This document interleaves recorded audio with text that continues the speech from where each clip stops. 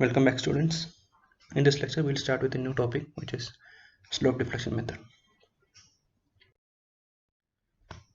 So slope deflection method is basically a displacement method of analysis wherein the displacements are taken as primary unknowns and the equilibrium equations are used to find out the unknown joint displacements first. Okay, so once the joint displacements are obtained, you can also find out the forces and moments in the structure. Okay, so basically the slope deflection method is based on the relationship between the end moments or the support moments with the slope and deflection of each member, okay, along with the fixed end moments. So there is a in slope deflection method there is primarily relationship for each member which relates the support moments with the slope and deflection of that particular member. Okay, so once you solve this slope deflection equation along with the joint equilibrium conditions, you will first get the unknown rotation, and once the unknown rotations are known, you can also find out the support moments by substituting back in the slope deflection equation. Okay, so now let's see what is the slope deflection equation for a particular member. So consider a span AB having length L and modulus of rigidity, flexure rigidity EI, and the support settlement, the support B settles by delta. The rotation at near support is theta A, the rotation at far support is theta B. The near end support moment at A is taken as MAB, and the far end support moment at B is taken as MBA.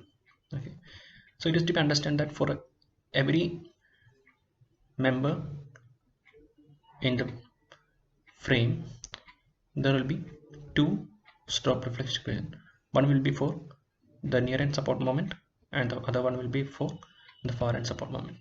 So the slope deflection equation can be written as following, which is MAB is equal to 2I by L into 2 theta A plus theta B minus 3 delta by L plus FMAB, where FMAB is the fixed line moment at A due to the given loading in the span AB.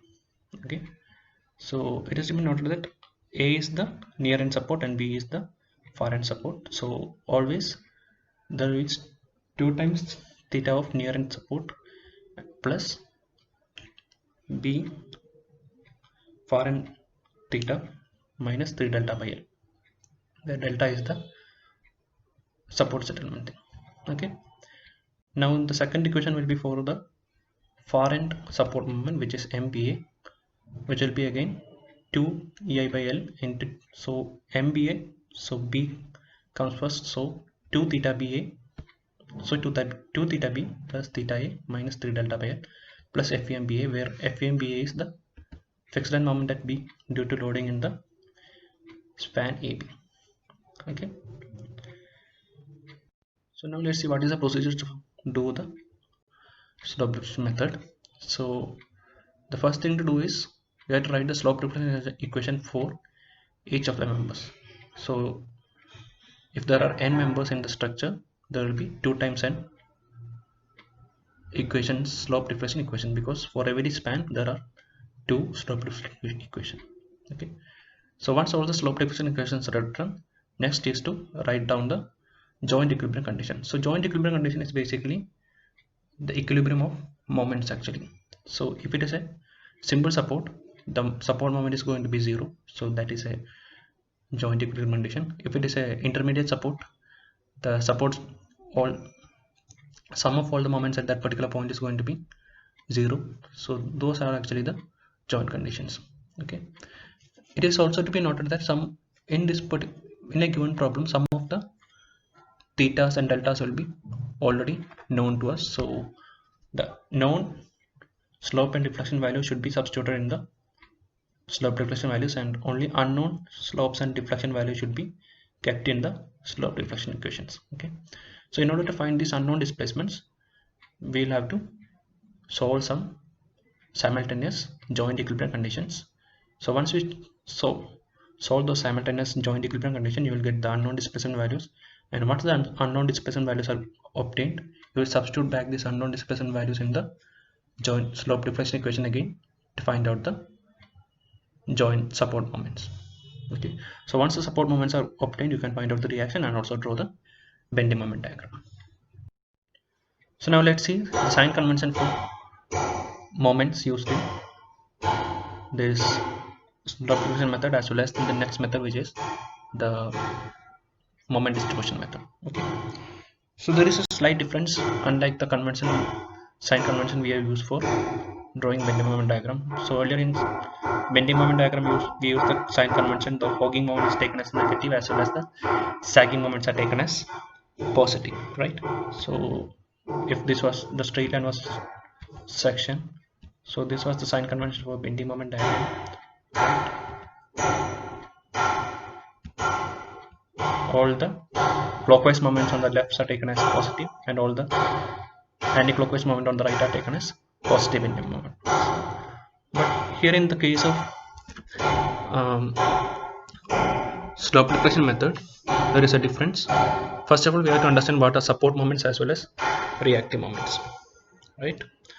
So those moments which acts as reaction are called as reactive moments. So these are moments which are outside the support. Okay, so all the FEMs are actually reactive moments. Okay, and those moments which are applied just inside the support over the member is known as support moments or active moments. Okay, so these are the MABs and MBAs we are using in the slope deflection method. So it is to be noted that these moments are just aside the support but inside the member, whereas the reactive moments are just outside the supports. Okay, so the sign convention says the active anti-clockwise moment should be taken as positive. Okay, so you can use this to remember AAP. So active anti-clockwise moments are always taken as positive. Okay, and the second one is reactive anti-clockwise moment should be taken as negative. So next one will be R A N RAN. So reactive anti-clockwise moments are always taken as negative. So this is for fixed line moments, and AAP active anti-clockwise moments are taken as positive. This is for support moments.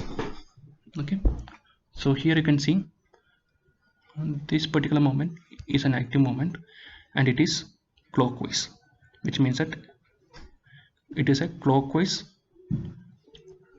active moment, which means it is negative. Here it is a anti-clockwise active moment, which means that this is positive. Okay, next up we have a reactive moment, which is just outside the support. So this is a FEM. So reactive moment, which is clockwise, so this is actually positive, and here we have reactive moment. This is a reactive moment which is anti-clockwise, so this is negative. RAN, reactive anti-clockwise moment is negative. Okay, so like that you can use these two tables also to find out to learn the sign convention. So only thing to remember is AAP and RAN. Okay, now let's see what are the sign convention for slope and deflection. So all the clockwise rotations are taken as positive and all the anti-clockwise rotations are taken as negative. Okay, in case where there is support settlement, if the member rotates as a whole in the clockwise direction, the support rotations at both the ends are taken as positive, as well as the support settlement delta is also taken as positive. If the member as a whole rotates in the anti-clockwise direction, then the rotations at both ends are taken as negative, as well as the support settlement is also taken as negative.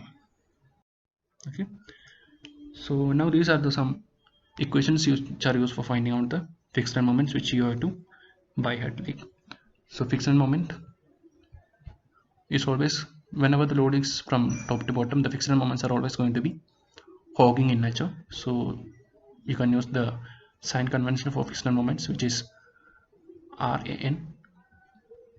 Reactive anti-clockwise moments are negative, so here it is a anti-clockwise moment which is reactive, so this is negative. This is a reactive moment which is clockwise, so it is positive. So you should learn all these fixed moments by heart, so that it can be used in the problems. Okay, so each of these diagrams and the values of fixed moment should be thorough with you.